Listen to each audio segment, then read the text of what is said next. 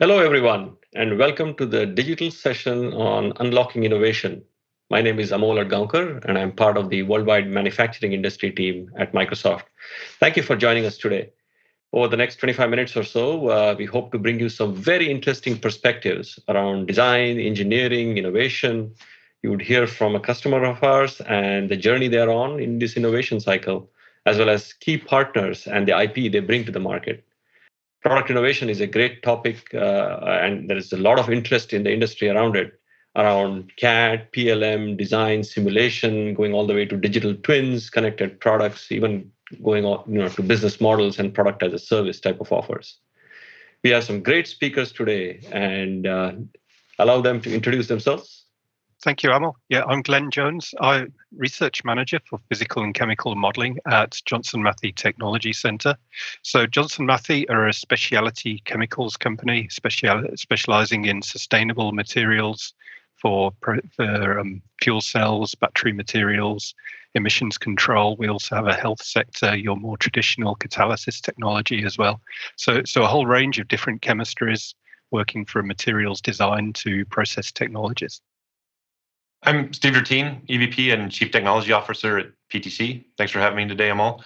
At PTC, we help companies with our digital technology, primarily known for what we do in 3D CAD and PLM, and subsequently what we do in IoT and mixed reality to help companies from engineering all the way through manufacturing, subsequently service and post-service maintenance of any product that they're producing. Thanks a lot for having me. My name is Mark Inspo. I am the General Manager of the Design Business Unit at ANSYS. At ANSYS, we do engineering simulation. We're the leader in the area, everything from structural to thermal and fluid and electromagnetic simulations. We eat, drink, sleep, dream simulation every single day. Glenn, let me start with you. Of course, Johnson Matthey is a big name in the industry. People have heard several places like catalytic converters and other products that you make, or bring your technology to them. Can you tell us a bit about yourself, your company, the innovation journey that you're on, and of course, as you investigate these different areas of research and innovation, how do you go about evaluating what's the right place to sort of double down your investments, and how do you prioritize? How do you go about, building your innovation stack, if you will? Yeah. Okay. So I'll start with just saying a little bit about my position. So I'm the research manager of our physical and chemical modeling, and which sits inside our technology center. So if you look at JM as a whole, we have, you can sort of look at the pipeline of our technology moving from academia through into core science, the technology center, the applied research that goes on in the business units, all the way to products. And so we have to innovate at every stage along that. So the key drivers for the technology are really thinking about how can we make better products for the future? What competencies do we have? What are our differentiators that we bring to that? So building on those competencies, the computational modeling is one of these core competencies that we actually have there. So if we're looking at digitization, we have to ask ourselves, in a way, how can we make use of digital platforms? How can we enable our scientists and make them work more efficiently?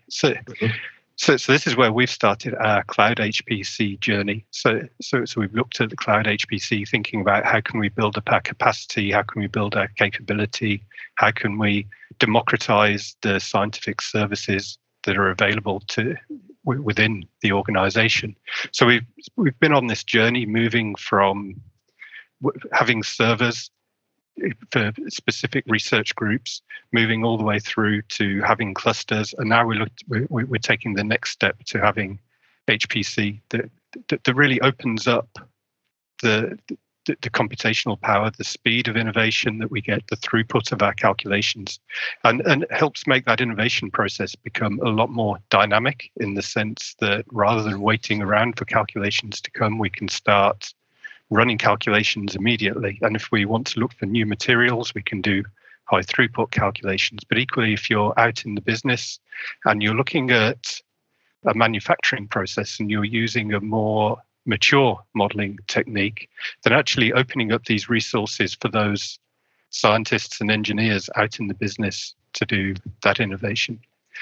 I guess the questions about what actually makes us choose a particular research area to work on, then really there are the big drivers of the big challenges in society today, looking at things like health. So we have our health sector, energy, the efficient use of natural resources, sustainability.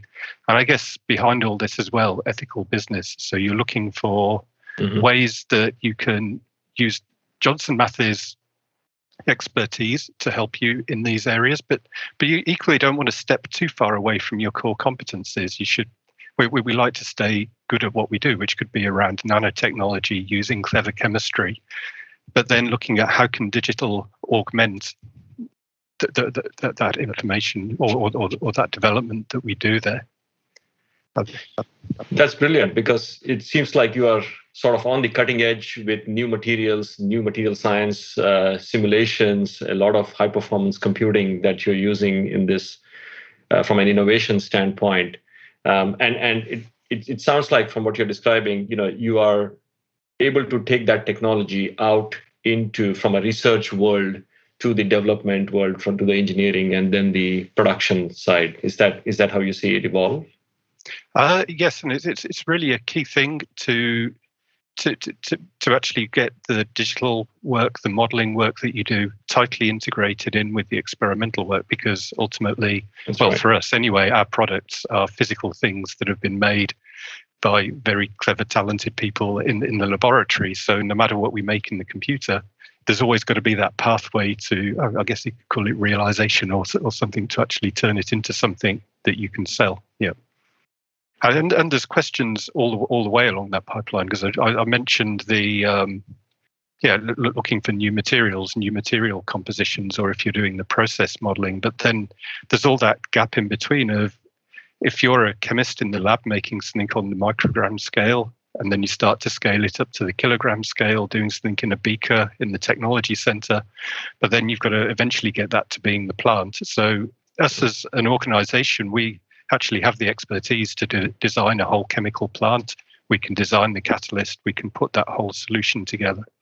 And we do actually have one technology, which is around formaldehyde, a Formox product, that we now provide that, talking about this product as a service. We have the physical product we give, but we now have a digital service where people can do online optimization of the process, access all of the technical material around the product.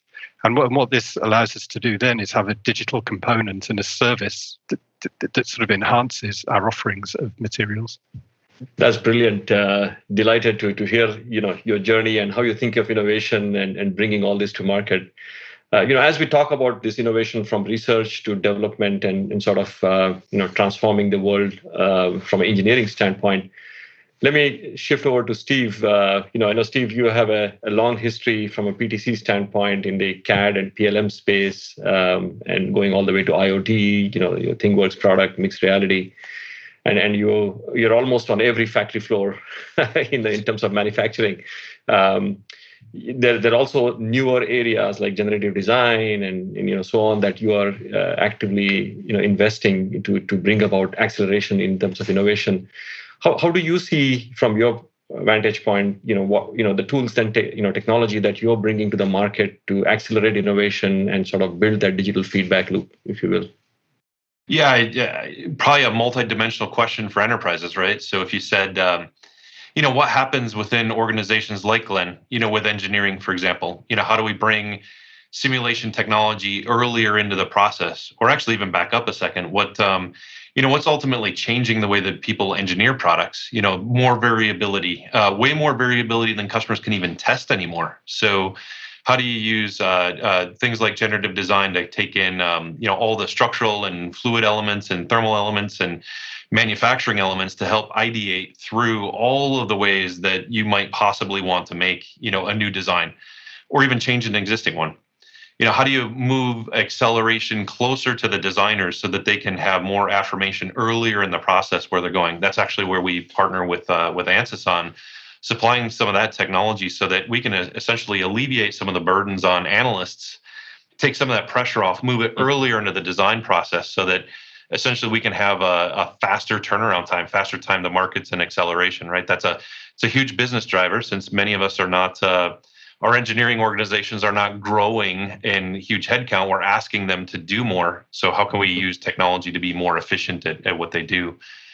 And then if you think of things like shifting supply chains, how do we get more and more people involved in collaborating? We've all been collaborating for a year in a very different way, but when you think about engineering organizations, they're undergoing some pretty substantial stress as well. How do I work, both in-house as well as with numerous suppliers or, contract manufacturers and so forth? So if you start to think of when digital needs to become physical, you're going to have to drive more information and continuity out to the factory floor, whether it's your own or a partner's or a supplier's, whatever it might be. And so that's certainly an area that we've been investing a lot in the cloud SaaS, aspect of design and engineering, all the way through, how we use IoT to connect really into what's happening inside manufacturing. And subsequently, with companies that have product that are out roaming the universe, if you will, literally, how do we get telemetry data back? How do we get an understanding so that we can improve like service cycles,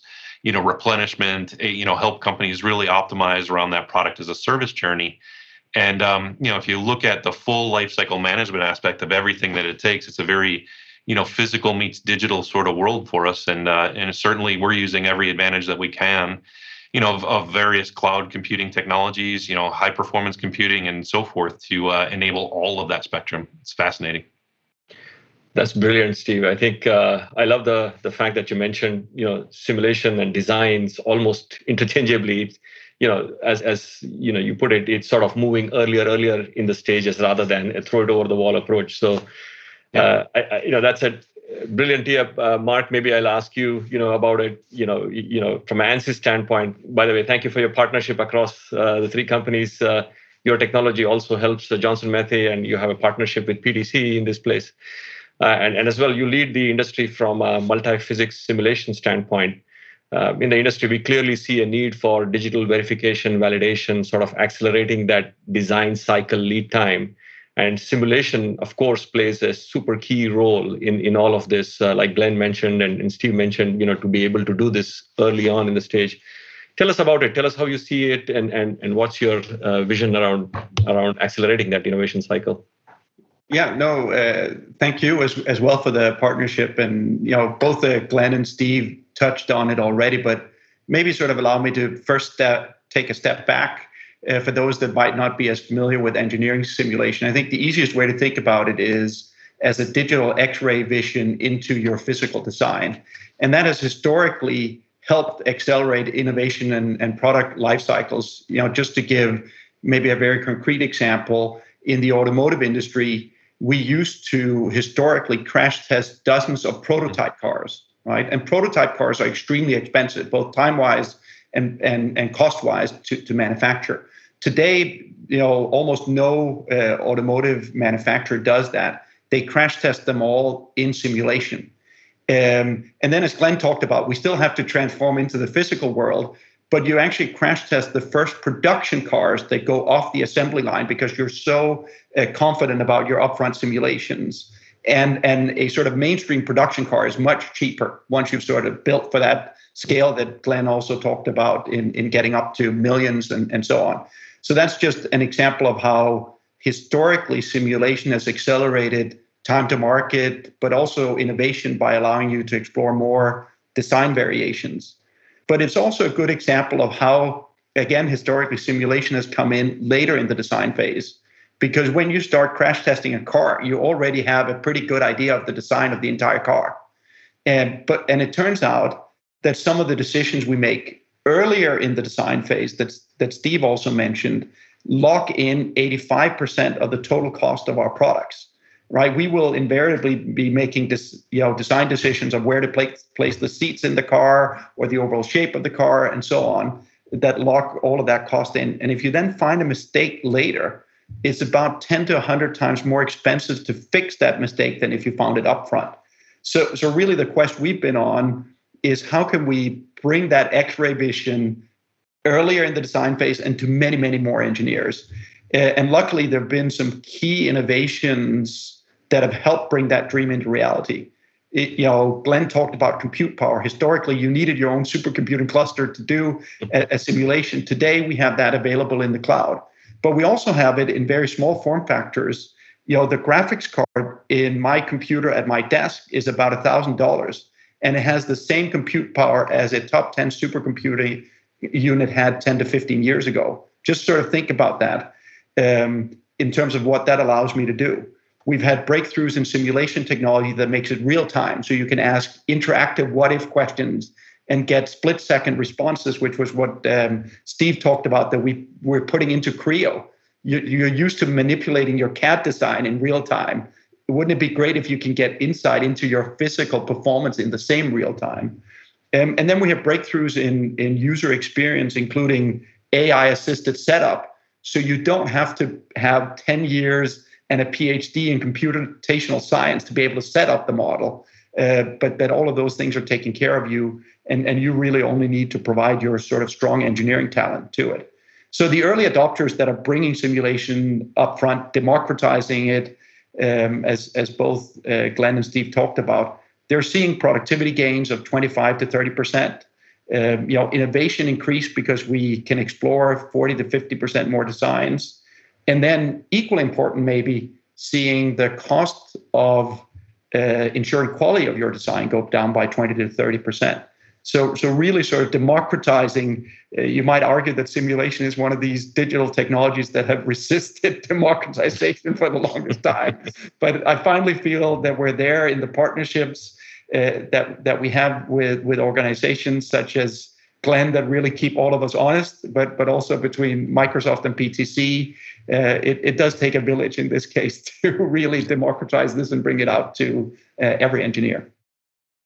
That's brilliant, Mark. It's just music to my ears because as an engineer myself, the world was you design first and then you simulate. But I think what I'm hearing, the new approach now is to simulate as you design, which is brilliant, and the power of the cloud behind, which allows you to do this on a click of a button, if you will, whether you're in Creo or, how you work with that is simply fascinating.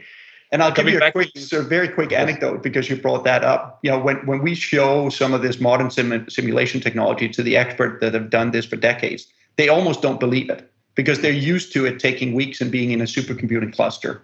But if you show it to my son, who is an engineering student, he just goes, sure. Because that's the way every other digital technology in his life.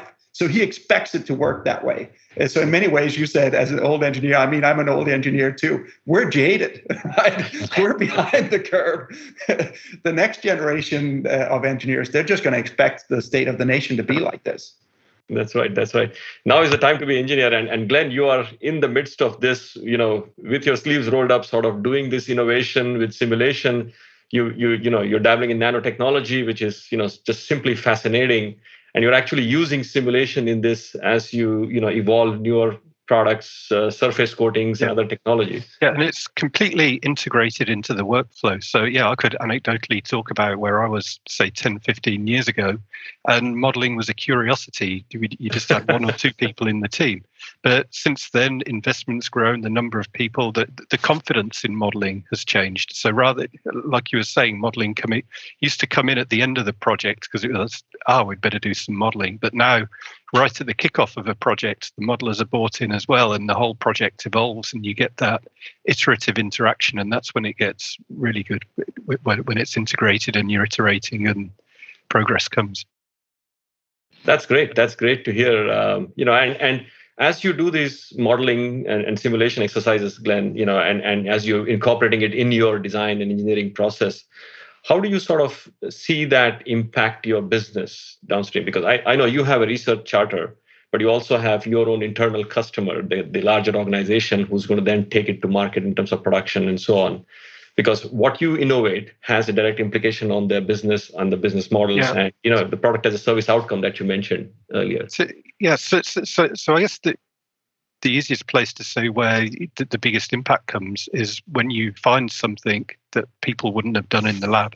So sometimes people will sit around thinking, shall we do this? Shall we do this? But it's like, let's go and run a model. And that gives the justification for taking the project in a particular direction, and then you actually end up doing things you wouldn't have done otherwise, and you get new products out of it that way, or you try a new composition of a material or a new design shape, even in something as trivial as stirring. Actually, there's a lot of complexity in how you stir things around. And so just changing a slight something there, you can bring efficiencies through, so you're making things better, or you're making materials that you wouldn't have made otherwise, and then you've got new products that you can take out to the market. And we're beginning to see products come through that have got modeling as part of the way they come through, creating intellectual property that we can start to protect as well. That's great. That's great. And as you have these products, launch and get to the install base, and your customers tend to use it, there's of course a need for telemetry back from these. And Steve, I know you have a unique smart connected products offer in the industry, which can help connect all these assets that are deployed. Can you tell us briefly about your vision around how that evolves for the customer? Yeah, I mean, you could look at it one of two ways. I mean, certainly inside factories are the most connected assets around, and how do we take information from the machines that are producing the products, incorporate that so that we can, understand how it was put together and how that might impact it and its overall quality and so forth into the future. A lot of simulations might come into play at the time of manufacture to say, oh, did we mix it and stir it, to use Glenn's version, properly? What's that do? And we impact the batch, if you will, as it goes out. But inversely, like once that product gets out in the universe, right? Once it gets into somebody's hands, we want to manage it and monitor it and understand it. And if you think about like the best experiences you have with products in your own personal life, the companies that are behind that are really trying to understand that user experience and make it excellent, right? So are you doing things to like reduce the remote service and the remote administration? In fact, could it make the user experience so that maybe our customers are doing more self-service type stuff? The last thing they want to do is call a service technician to help, fix a product. But in other ways, you might use IoT, like as we do with ThingWorx, to like monitor how it's performing, provide remote service and administration. And if you have a razors and blades business model where you have, consumables that go into the product, maybe the product is no longer commercially the same as it was before, where you're buying the, kind of the commercial asset and then the consumable. Maybe the consumable is the way that you want to understand how it's being used. And so getting that feedback loop, understanding how the products are being used, and then subsequently take it one more step and say, for all of us, for many of us that own a vehicle, if you own a vehicle, there's always that one or two buttons on the dash, and you're like, I wonder what that really does. Right. Well, the general idea of we pour countless features into products, but we have very little understanding in a world that's not connected how well customers truly use, those features. Right. And so the idea that you can bring IoT data, the telemetry data of the product back, into engineering to understand how it's being done and so forth is a huge part of what we do every day. And again, lather, rinse, and repeat. You can run that through a simulation and say, what about the next generation of the product? What about the one after that? And how can we understand, the markets and the way that customers use it in a way that traditionally, we never really nailed. And as everybody wants hyper personalized products, it's a wonderful way to kind of support, that kind of growing need that every company has. Yeah, and this exact hyper personalization can be accelerated if you can simulate on the fly with the technology that Ansys brings in. So Mark, maybe you can tell us about Ansys Cloud and Twin Builder technology to sort of just accelerate this, maybe in a quick summary of the products that you offer. Absolutely. So, we talked about bringing simulation upfront, but that was all in the design process. There's also a great value of taking simulation into the actual operations of the asset, and getting a model really of as operated. Because industrial assets, as they leave the factory floor, they are very different. Take a windmill in the North Sea versus a windmill in Saudi Arabia, right? Very, very different operating conditions, environments, and so on. Might be the exact same asset when it left the assembly plant, but after that, everything is different. And things like our Twin Builder technology allows you to package that blueprint you had of a simulation and put it next to the machine as it's being operated and making optimization decisions. Maybe you want to run it a little harder in the storm in the North Sea because spot prices on electricity right now are high, and you know exactly how that's going to drive down the remaining lifetime of your engines and so on, and when you need to schedule maintenance. So the potential there is something like a 20% improvement on asset optimization, which is staggering when you think about pumps and engines and so on that have a 20 to 30 year lifetime out in sort of operating. And I think things like cloud end up democratizing it again. Sorry that we're overusing that word, but it used to be that you had to be a large organization or have an aircraft or a car or something like that to benefit from this. Right. Every single organization that produces a product, small or large organization, can tap into these things today and use them. That's brilliant, Mark. Well, that was super exciting. Thank you very much, Glenn, Steve, and Mark for joining the conversation. It was brilliant, and I hope it inspires the audience. Please reach out to our partners for more information. Contact your Microsoft team, and tune in to additional Microsoft sessions at Hannover Messe. Enjoy the rest of the show. So thank you very much.